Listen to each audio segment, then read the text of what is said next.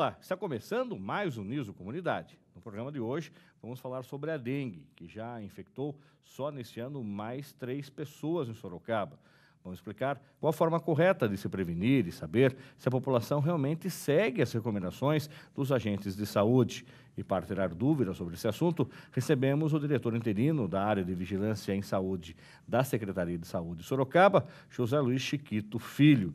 Chiquito, muito obrigado pela sua participação. Como de praxe no nosso programa, a gente quer conhecer um pouco mais o nosso entrevistado. O senhor é graduado em veterinária por onde? Sou graduado pela Universidade Estadual de Londrina, me formei no ano de 1994. Logo em seguida, em 96, eu comecei a trabalhar na Prefeitura de Sorocaba. Sou nascido em São Paulo, mas vim para Sorocaba com praticamente 2 anos, então, ou seja, me considero sorocabano, conheço muito mais Sorocaba e em São Paulo eu sou um visitante. Não gosto da cidade de São Paulo, acho muito grande e graças a Deus a minha mãe e meu pai tiveram a brilhantíssima de vir para o interior. E estou praticamente agora em abril, faço 18 anos dentro da Secretaria de Saúde, trabalhando basicamente com o controle do mosquito da dengue. Agora, por que esse mal continua persistindo? Nós temos informações aqui na nossa pauta que já foram notificados mais de 200 mil casos no país. Desse total, 324 foram notificados como casos graves, 33 óbitos só esse ano. Comparando esses resultados com o igual período de 2012, o que se nota é um aumento de 190% nos casos notificados e uma importante redução de 44% nos casos graves. Isso é bom também, e uma redução de 20% nos óbitos. O que acontece? Da onde surgiu o mosquito da dengue, que parece que isso não existia, e de um tempo para cá ele começou a surgir e começou a matar? O mosquito, o Aedes aegypti, esse vetor que é obrigatório na transmissão da dengue, ele não é nativo da América, ele veio, principalmente na época do tráfico negreiro, ele veio da África, tanto que ele chama Aedes aegypti, é o Aedes do Egito.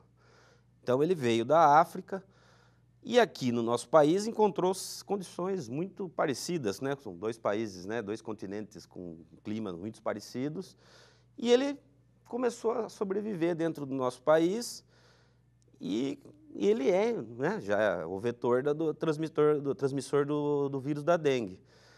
E com a maior, vamos dizer assim, densidade demográfica que hoje as nossas cidades ocorrem, né, basicamente no mundo inteiro está assim, a gente cada dia mais, as cidades cada vez maiores e com o advento da indústria, principalmente plástica, né, que hoje todo material que a gente compra, quase tudo que a gente compra gera uma embalagem que vai acabar em algum lugar. E algumas pessoas insistem em mantê-las no quintal, né? E de forma inadequada, geralmente, né, caído pelo quintal, e qualquer chuva, né, qualquer coisa desse tipo gera um acúmulo de água e o mosquito está lá para isso. Ou seja, ele encontra um local com acúmulo de água, ele começa a criação. Não é o pernilongo que é o Aedes aegypti? Existem inúmeras espécies de culicídios, que a gente chama, né? A ordem a família que eles pertencem. Uma delas é o Aedes. Aquele mosquitinho que a gente escuta quando vai dormir, quando você deita, apaga todas as luzes e você escuta aquele bzzz, aquele mosquito é do gênero Culex. Ele não é transmissor de dengue nem de febre amarela. Ele pode ser transmissor de algumas filárias, principalmente na região nordeste a gente tem problema com isso, aqui na região sul a gente não tem. Mas o Aedes é um outro mosquito de hábito, geralmente diurno. Falo geralmente porque antigamente a gente soltava muito na imprensa, né, nas nossas comunicações com a comunidade, com as pessoas, de que ele tinha hábito diurno. E a gente começou a notar que esse mosquitinho, como a gente fica hoje, né, no caso aqui a televisão, como a gente fica em frente à tela muito tempo da nossa vida, o mosquito aprendeu isso. E ele precisa de sangue, a fêmea, né, precisa de sangue. A luz tá acesa. Então a gente fica sentado na frente da tela assistindo, né, inúmeras horas, ou na frente do computador, né, ou seja, está sempre na frente de uma tela. E ele começou a ficar dentro de casa. Ele começou a aprender a viver com nós. Hoje a gente sabe que 90 e poucos % da índice de infestação de mosquitos dos adultos estão intradomicílio. Então, debaixo do seu sofá, debaixo da tua cama, é nesses locais que eles ficam, atrás de cortinas, só esperando aparecer alguém para ficar ali, para ele vir fazer a hematofagia, né? Para ele vir sugar o sangue. E depois que essa fêmea, né, se faz o repasto sanguíneo, daí ela vai procurar um local com água. Aí que ela vai botar os ovos e vai ter uma nova geração de mosquitos. Falando em água, é a água parada. Está lá no copinho, está lá no pneu, está na embalagem do sorvete. Você falou, hoje, muito material plástico descartável que joga-se no quintal de qualquer jeito, joga-se no terreno baldio. Agora, e a água suja? Eu até flagrei há um tempo atrás, coloquei até no Facebook essa imagem, daí do bombom de informação, uma piscina verde. A água suja também é vetora? Então, a palavra suja é uma palavra subjetiva, né? Vamos dizer assim, é como cores para nós. O que é escuro, o que é claro para um, para outro, e o que é sujo. Em geral, a água verde é a presença de algas. Então não é que ela está suja. Suja, ela está... A piscina abandonada com água é problemática. O mosquito para ele não é sujo. E até interessante, aquela presença de algas, as larvas do mosquito se alimentam disso. Eles não vão viver em água estéril, ou seja, destilada, sem nada. Ele precisa que tenha algum micro-organismos vivendo nessa água para ele se alimentar. Então, ou seja, a água em termos suja é complicado a gente diferenciar. O que vem acontecendo no decorrer desses 18 anos em que eu trabalho com dengue é que ele vem a cada momento, vamos dizer assim, sendo menos exigente a qualidade de água. Também está se adaptando. Tá, ele também está procurando maneiras de conseguir aquilo que todo ser vivo no planeta tenta, que é se reproduzir e aumentar a sua espécie. E ele descobriu que consegue viver em determinadas condições. E antigamente, quando a gente ia procurar criador, ele tinha que ter questões de umidade e temperatura bem estáveis. Hoje ele já vai aqui mesmo. É o que tem, tá bom. Isso. Lógico, se tiver com altas concentrações de produtos químicos, algumas coisas, ele não vai fazer a ovoposição naquele criadouro. Mas a questão do sujo por bactérias, algas e micro-organismos, essas coisas, é muito subjetivo. Tem que estar com muita quantidade de matéria orgânica para essa água não servir para ele. Chiquito, e com relação às piscinas nas residências? Hoje, qualquer supermercado vende piscinas dessas infláveis por 100, 200 reais, em 10 vezes lá no cartão. A pessoa coloca no fundo do quintal, nessa época de calor intenso, para aproveitar. E, de repente, ficou lá a piscininha sem tratar, sem colocar nenhum tipo de produto, porque é pequenininha mesmo, é quando o moleque vai brincar no quintal, e aí fica. Isso é criadouro de dengue? Isso vem se tornando um problema grave, sério. Como você mesmo disse, a facilidade de se adquirir esses tipos de produtos hoje é uma facilidade enorme. Qualquer hipermercado hoje tem um setor com quase uma parede de piscina com diversos tamanhos e cores, né? E as pessoas, às vezes, até preferem esse tipo de produto, porque como ele não tem que cavar um buraco, não tem que estragar o quintal, e aquela coisa, esfriou, eu guardo e pronto. E a gente sabe que esse tipo de produto, como é uma coisa que geralmente vem sem um motor, vem sem um filtro, alguma coisa, aquela água passa ali 7, 10 dias, ela já está em condições de se tornar criadouro. A gente tem encontrado muitos casos em que a gente tem que notificar, pedir para a pessoa esvaziar ou então comprar o cloro, que eu já andei olhando, não é muito barato, é caro.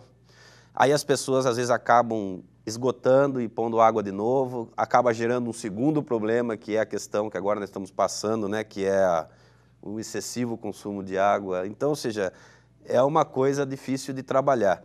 E mesmo as piscinas fixas, aquelas de alvenaria ou de fibra, que são cavadas no chão e colocadas, a gente sabe que né, como a gente diz assim no popularmente, é uma felicidade quando você faz e outra quando se aterra, né? Porque as pessoas às vezes usam aquilo 1, 2 meses no decorrer do ano, fica 10 meses parado e a gente muitas vezes tem que ir para o proprietário e falar, não, meu querido, você vai ter que tratar isso daqui, você quis ter, agora aguente. E a gente sabe que às vezes a pessoa trata um mês, aí ele, não vou usar, e acaba deixando para o outro mês e assim a coisa vai indo. Então, esse tipo de criadouro é difícil de resolver, é uma coisa constante. Determinados bairros da cidade a gente tem uma concentração maior, né, por questão, né, socioeconômica melhor, E ele acaba gerando, sim, problemas sérios, porque como é um criador de grande monta, ele fornece assim, um número muito grande de mosquitos para a região. Agora, com relação à água corrente, em hipótese nenhuma, o criador de dengue acontece em água corrente? É ou um lago, ou uma represa, ou é um córrego? Como é que acontece de forma natural isso? Ou também naquela aguinha corrente, porém que ela ficou naquele cantinho? Então, a água corrente, se ela tiver corrente, o mosquito não vai criar. O que acontece muito, a gente nota muito na época de veranico, ali de agosto, julho, né, nessa parte até setembro, os córregos secam e formam os remansos, que a gente chama, ou seja, a água não tem mais condição de ter correnteza, então ela vai, corre, ela encontra tipo uma mini bacia e ali a água fica relativamente parada. O que a gente tem notado no correr desses anos, ali é um importante criadouro, mas não se sabe ainda explicar o porquê, se é a quantidade de matéria orgânica, o que é que gera isso. O que a gente tem ali problema é Culex. São algumas pessoas que podem, né, estar hoje morando perto desses córregos ou dessas regiões, nos ligam, né, fazem reclamação para a gente, realmente existem nuvens de Culex. E a gente vai, coleta larvas e todas as vezes que a gente fez a identificação é Culex. Nunca houve problema com o Aedes. O Aedes ainda é um indivíduo, né, um ser vivo que ainda procura criadouros internos na casa das pessoas. Seja na caixa d'água, seja na calha, seja em vasos de planta, que por sinal, em 18 anos, nunca caiu a porcentagem de vaso de planta, sabe aquele pratinho que vai debaixo do vaso? Não sei o porquê o munícipe, né, o cidadão, insiste em mantê-los, ainda é um dos maiores índices de criadores em todas as residências. Falando nisso, o que está faltando para a população perceber que ela está ajudando a criar dengue em casa? É o pneu que não sei por que tem que tirar do carro o pneu velho e levar para casa. Não sei e também. Não sei, não? eu juro que eu vejo isso e não é a população mais carente, não. Esses dias eu vi até num condomínio aí, tava lá os 4 pneus que trocou da caminhonete importada. E foi ter onde? Colocou na garagem, da garagem foi para o quintal. Para quê? E, logicamente, vai chover, vai, enfim. Bom, aí a embalagens que a gente falou, é o Tupperware que já está estragado, mas você guardou. Por que a pessoa ainda não consegue detectar que ela é responsável também? A gente, em todas as entrevistas, em nossos folders, a gente pede que a pessoa faça uma vistoria na sua residência, uma vez por semana. O ciclo do mosquito, de ovo a adulto, ele leva mais ou menos 10 dias, 15 dias, dependendo da condição de umidade e temperatura. Em 7 dias, você corta o ciclo. Então, ou seja, se você fizer uma vistoria na tua casa, a cada 7 dias, não há como ter mosquito na tua casa. Mesmo que você encontre as larvas, você não vai conseguir, ela não vai ter tempo de nascer, ou seja, de eclodir. Então, o que acontece? Eu não sei porquê, isso não dá consistência. As pessoas fazem isso uma semana, a outra e depois param. E a outra coisa, né, que é inexplicável, né? E o que você falou dos pneus e das coisas. As pessoas têm um amor por determinadas bugigangas e não há quem tire delas, né? A gente faz trabalhos em bairros assim, de pessoas, né, de idade mais elevada, né? Com exemplo, assim, por exemplo, bairros mais velhos da cidade, como Vila Santana, Vila Hortência. E as senhoras, em geral, aposentadas, e estão lá na casa, e em geral, como toda, né, mãe da gente, né, quer ter aqueles vasinhos de planta. Como gosta dos vasinhos, e como gosta de ter um pratinho embaixo. E para tirar não é fácil. É um hábito. É um hábito, e é difícil quebrar isso. A gente explica, a gente fala. O que acontece muito é quando as pessoas, às vezes, infelizmente, vêm a adoecer, aí acordam. Nossa, não sabia que ficava tão ruim. Porque ver pela televisão, ver pela imprensa, mostrar imagens, até como o cigarro mesmo coloca, né, na sua face aquela coisa. Não adianta. Aquilo não, se não é com a pessoa... Não, quando não acontece na carne, vamos dizer assim, ela não acredita. Ela fica imaginando que isso a gente fala demais, que a gente exagera. Quando a pessoa pega a dengue, e às vezes, em algumas situações, infelizmente, vem até a óbito, aí a pessoa fica um vigilante, ela se torna daí aquele, vamos dizer assim, o chato do bairro, porque daí ela começa a ver que, nossa, não é fácil mesmo. E a gente tenta fazer com que a população entenda isso antes que fique doente, para que ela não tenha que passar por isso, né? Fazer isso depois que ficou doente.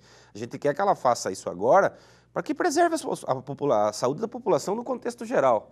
Então, ou seja, uma vistoria em cada residência, e eu falo para você, Negrão, você acha que leva 10 minutos? Você acha que leva 15 minutos? Não. Não leva tanto tempo. Se você já vem fazendo isso corriqueiramente, talvez a primeira vez, se você tem muita coisa no quintal, leve um tempo maior. Mas se você mantém isso toda semana, em geral, depois é só uma passada que às vezes de 5 minutos, 1 minuto, você já resolveu. Aquela história de guardar o engradado de garrafa no quintal, que não vai usar. Por sinal, não usa mais porque você compra latinha, de cerveja principalmente. Vira de ponta cabeça, não custa, né?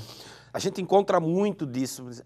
Muitas pessoas têm aquelas garrafas até daqueles produtos que até hoje não são tão mais comercializados ou até não existem, até algumas garrafas até o produtor já não usa mais, ele não tem mais aquele produto para trocar, mas ele guarda aquilo lá no quintal. E sempre, engraçado, tem que ser com a boca para cima, porque a caixa vem nessa conformação, né? Você pede para ele virar, a impressão que daí fica feio. Não sei, eu não sei dizer o porquê. E virou uma vez, não precisa virar mais. Nunca mais. Vai ficar ali, não precisa mexer. Agora, e aquelas dicas que a gente ouve, funciona, Chiquito, quando a gente percebe lá, põe a sabão em pó, põe a sal grosso, dentro principalmente do vaso sanitário que você não usa, aquele quartinho do quintal, que você tem aquele cômodo que raramente você vai usar, atrás também, de dentro do banheiro, onde você tem ali aquela parte do box, funciona, não funciona? Funciona.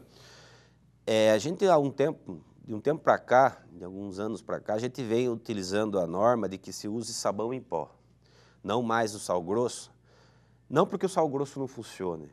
Houve uma vinculação nas mídias de que foi encontrado a Aedes aegypti em água salobra, com concentrações de sal. E isso realmente pode acontecer.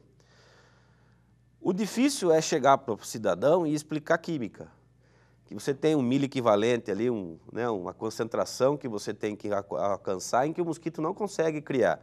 Como explicar toda essa parte de química é muito complicada, é mais fácil abolir o sistema e usar o sabão em pó, que é eficaz da mesma forma, também. Mas você não precisa se basear em quantidade Na porcentagem. E é visível, né? O sabão em geral, quando você coloca na água, ele gera uma corzinha, na maioria das vezes meio azulada, e a pessoa já vê que o produto está ali, até é visual também, e é perfeitamente usável, ou seja, usou aquilo, não cria mosquito.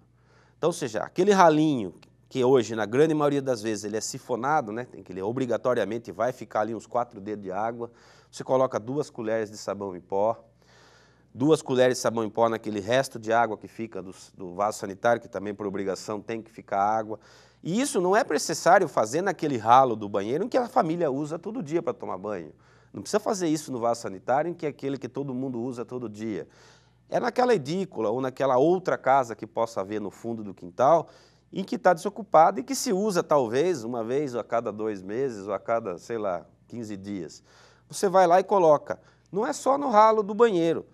Às vezes, no fundo, tem uma edícula e tem aquele ralinho que, geralmente, hoje, na maioria das casas, é aquela meio que sanfona. Da própria pia. Da própria pia também. Ali também permanece água. Então, coloca ali 2 colheres de sabão em pó também. Então, ou seja, esse tipo de atitude elimina esses criadouros que você não tem como eliminá-los. Ou seja, você não vai arrebentar a pia, você não vai arrancar o vaso. Então, ou seja, coloca o sabão em pó ali e, quando for utilizar de novo, utiliza e aí, acabou, não vai utilizar mais, vai limpar, vai lavar. Aí coloca o sabão em pó e daí pode aguardar um tempo razoável que não vai ter problema de criação de mosquito ali. Aquário. Com peixe sem problema. Com peixe sem problema. Se tiver mosquitinho para usar lá, o peixe vai comer. Vai comer. Tá. Se tiver aquário vazio do mesmo jeito, aí é criador. Jogado no fundo do quintal, é outro recipiente para... Aquário que está sem habitação nenhuma, ou com habitação, às vezes, de camarãozinhos, de caramujinhos, de coisas que não são predadores de larva, vai ser criador. Se ele tiver habitado, que seja por um betinho, às vezes tem aquelas pessoas que têm aqueles aquáriozinhos, coloca um betinho ali dentro, não vai criar mosquito ali. A água do cachorro. Então, é interessante, a gente vê coisas na praça aí, né? Ou seja, na vida da gente que a gente não acredita, né? No seu cachorro não reclama, coitado, né? A gente vê a condição de água de cachorro, às vezes, que o cachorro bebe água e larva. Bebe água e larva. Só repõe a água e E não às lava vezes, nunca. e às vezes são vasilhas. Às vezes a pessoa tem um cachorro de grande porte, em que uma latinha de água, o cachorro, quem tem cachorro grande sabe, ele vai lá numa lambida, ele acaba com tudo, né? Então a pessoa acaba arrumando uns latões, algumas coisas maiores, e aí como fica maior, ele fica mais de difícil manejo. Aí ele começa só a repor. Aí você começa a ver que a partir de um tempo a água vai ficando verde e até com larvas. Bebedouros de galinha, de aves, também a mesma coisa. Então, ou seja, essas coisas você não vai pôr sabão em pó. Na hora que você falou de ave, eu estou lembrando aqui, quer dizer que até do passarinho. Até do pássaro, dependendo, algumas pessoas têm uns viveiros no fundo do quintal, Grandes, maiores, às vezes com calopsitas, né, outros tipos periquitos, de que periquito. E às vezes tem uns bebedouros, às vezes até eu já vi, de alvenaria. Tá.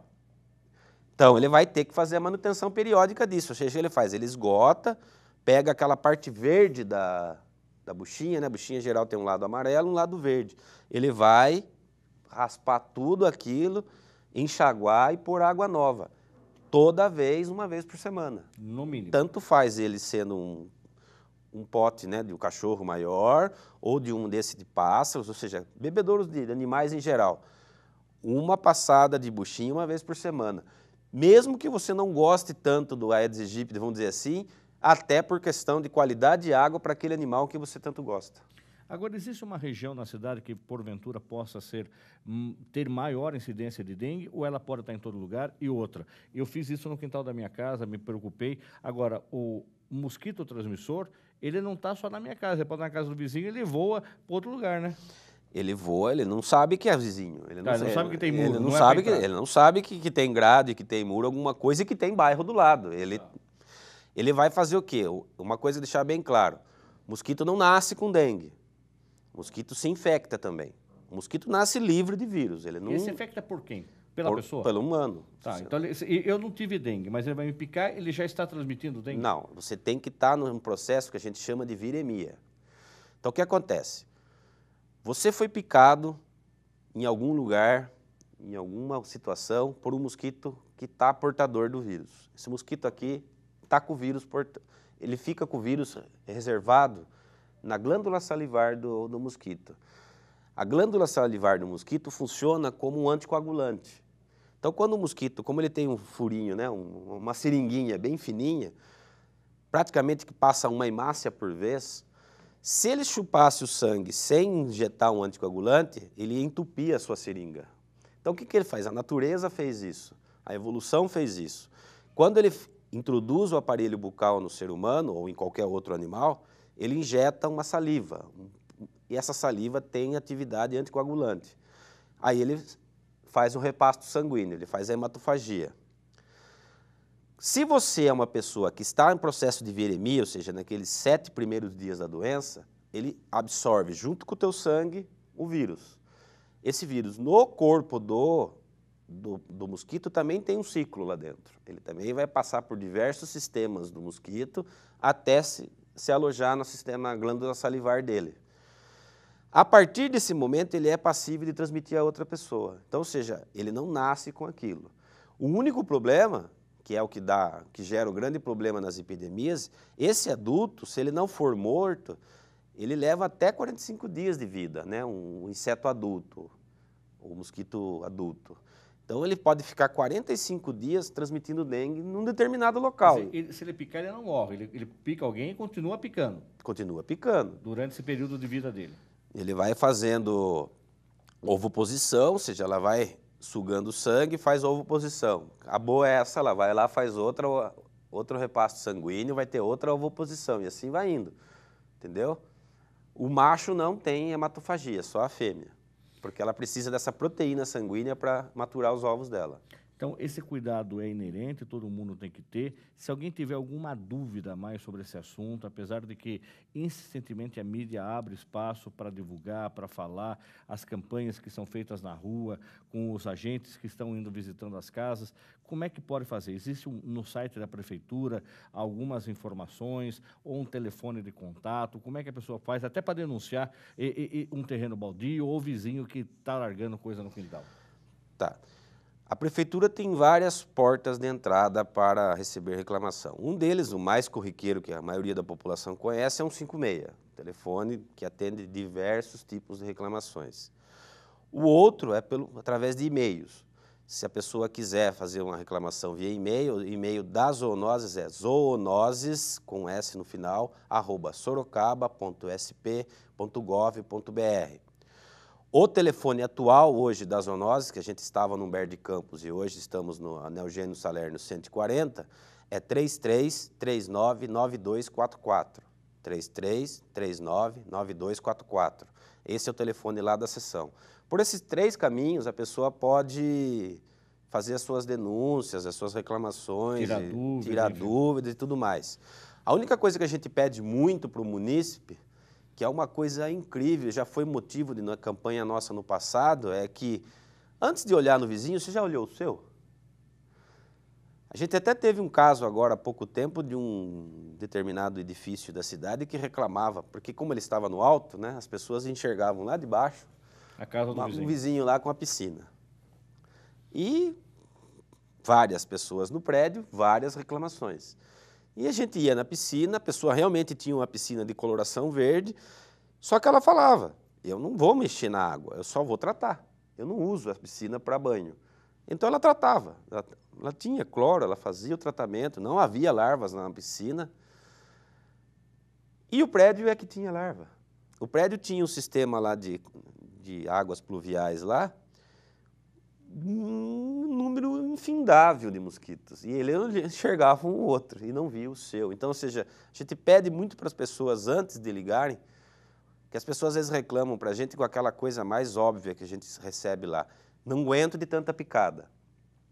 Você já viu o seu primeiro? Você já viu sua calha? Já viu sua caixa d'água? Já viu todo o seu quintal? Já. Ou seja, agora vou fazer a reclamação do outro, porque agora eu sei que o meu está livre. Aí eu acho que é muito interessante e até a gente força que a pessoa veja o seu primeiro. Porque às vezes a gente vai ver o vizinho que ele reclama e na verdade o problema é dele, sabe? Então até fica inusitado depois. Fala, reclamei do rapaz e eu que estou recebendo a reclamação. Mas tá aí, então, como você deve proceder, olhe o seu primeiro antes de falar do outro. Chiquito, muito obrigado pela sua participação. O espaço está aberto também para a Prefeitura nos ajudarmos aqui, a Prefeitura, na divulgação do combate ao Aedes aegypti. Então, muito obrigado, agradeço o espaço, a oportunidade e vou continuar falando aquilo que eu falo há 18 anos. Veja a tua casa uma vez por semana. Com essa atividade simples, a gente não vai erradicar a dengue do Brasil, mas a gente vai tratar em números tão irrisórios que ela vai se tornar vamos dizer assim, uma brincadeira. Nós vamos para um rápido intervalo, voltamos já já falando sobre dengue.